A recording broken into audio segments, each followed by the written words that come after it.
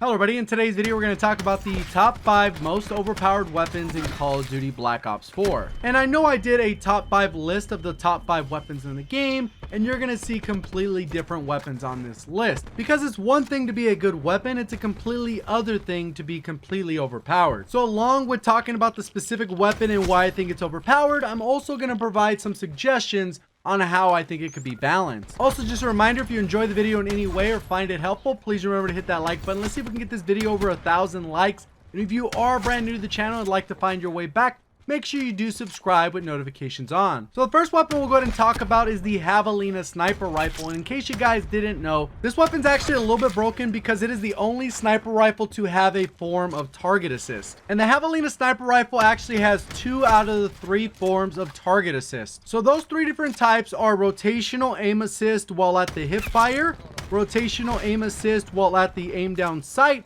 and then you have aim down sight slowdown. And typically with a red gun, that's why you're able to take advantage of the aim down sight slowdown and the rotational aim assist while aiming down sight, which is sometimes called sticky aim. So the Javelina actually has that rotational aim assist while at the hip fire and the ADS slowdown, which I'll go ahead and show you right here. So you'll see how it automatically drags my screen as I strafe at the hip fire. You can see how I'm automatically rotating. Right here as I'm strafing, you can see that I'm not getting any kind of target assist. But as I go ahead and turn my crosshairs, you can see how they slow down the second I cross over the target. So you're only able to take advantage of those 2 different target assists. But if you're strafing, the aim assist will not work. So you actually have the benefit of standing still, which is actually the opposite of pretty much every other weapon that has target assist. So hopefully that cleared up a little bit of the target assist with this particular sniper rifle. I tried it with every optic and it pretty much works the exact same. So that's why I think it makes the overpowered list. And all the devs need to do is just remove the target assist completely and it should be back to normal. So getting into the 5th rank weapon on my top 5 overpowered weapons in BO4 list is the Reaver crossbow. Obviously with the most recent nerf to the Reaver crossbow, this weapon basically got nerfed into the ground, which basically made it unusable if you're actually trying to go on a streak because you're going to be very limited on ammo. Even when you have Scavenger and Crash, odds are you are going to run out of ammo. And although I do agree that that does discourage people from actually trying to use this weapon, if someone wants to kill you with this weapon and they're planning on dying, they can come after you over and over again, which makes this weapon kind of annoying because there's not really a lot of outplay potential other than running a trophy system. So I know there's going to be some people that say, how the heck does the crossbow make the overpowered list? It kind of got nerfed into the ground. And I understand that side of the argument, but my goal is to make the weapon as balanced as possible. So the way I think they could actually do that is to change the time to kill. Because at this point, if you get hit with one of the arrows, you're automatically dead. It fires 2 at a time, so odds are you're going to be dead pretty much no matter what.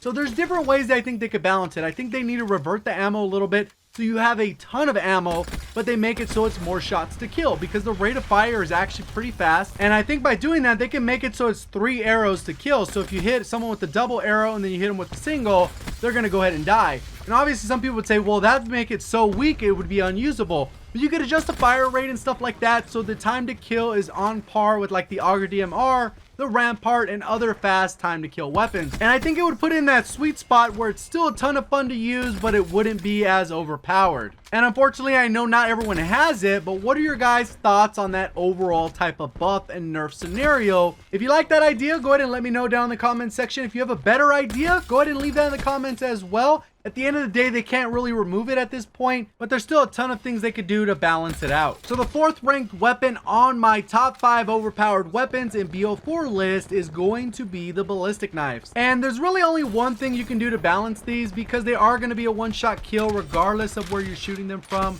Obviously, if you're a little bit further away, you kind of have to telegraph your shot so you can make sure you line it up. But besides that, the thing that makes it really overpowered is the operator mod that actually allows you to hold 1 ballistic knife in each hand, which drastically increases that fire rate.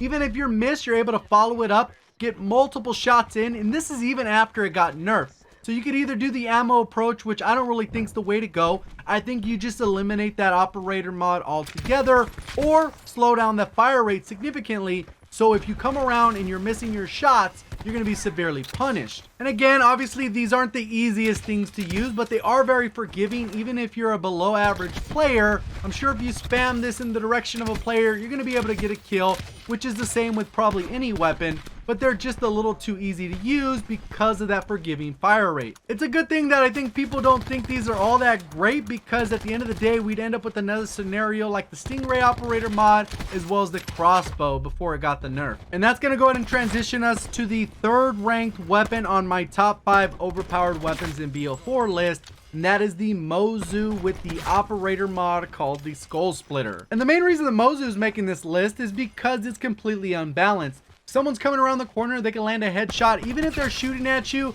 land multiple shots, as long as you hit that headshot, you get rewarded with an insta kill, which is obviously rewarded because you have a little bit higher skill to actually hit that smaller target. And I think there's people that could argue that it's balanced because it only has 6 bullets that you have to rechamber every so often. You can get a little bit faster reloading time by having that particular attachment. But at the end of the day, it's not balanced, especially with the higher time to kill. It creates an even bigger imbalance. So at this point in the game's life cycle, there's probably nothing that'll ever be done to this weapon. They'll just probably leave it as is because it hasn't really been a huge problem within the game. I think some of the ways that they could have modified the weapon to make it a little bit more balanced, it's just to speed up the reload time even faster. And obviously if you go ahead and equip high caliber, you'll be able to get 2-shot kills with the chest and above. And like I said, even though that change is nearly impossible at this point in the game's life cycle, I think that would have really balanced it out. So it still would have been a secondary pistol that is very good if you can hit your shots, but not overkill to the point where people that you're shooting at, if you hit them in the head, they have 0 chance. And I know that there's a few people out there probably going to use the same logic for sniper rifles, but how sniper rifles are balanced is that they do not have any target assist, with the exception of the Javelina sniper rifle that we just talked about within this video. So that's just another way they could have handled the Mozu revolver, but at this point, like I said, they're not going to touch this weapon. And that's going to bring us to the number 2 ranked weapon on my top 5 overpowered weapons in BO4 list, and that is the MOG 12 with the operator mod. In case you guys didn't know, the MOG 12 with the operator mod called the Dragon's Breath converts the ammo to fire shells that do delayed damage. So you're going to get the initial impact from the actual shotgun, and then the fire will do residual damage. Even if someone's wearing Flak Jacket, you're still going to be able to one-shot them, but the range will be pushed out a little bit further. And this is one of those weapons that I think the devs have really struggled with in terms of balancing. When it first came out in the beta, it wasn't all that strong. Then when the game launched, it was pretty overpowered. Then they went ahead and nerfed it to the ground, so it was almost unusable unless you were point blank range.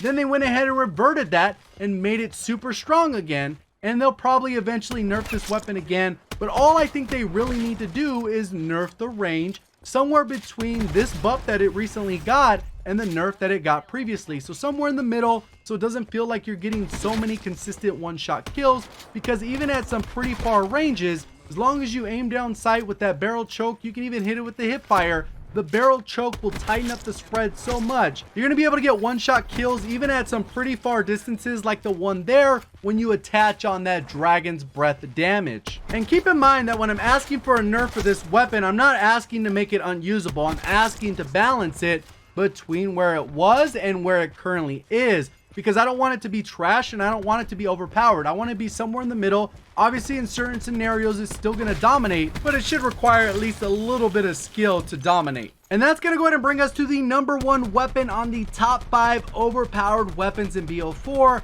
And I know this is not necessarily an equipable weapon because it is a specialist weapon, but this thing is literally broken.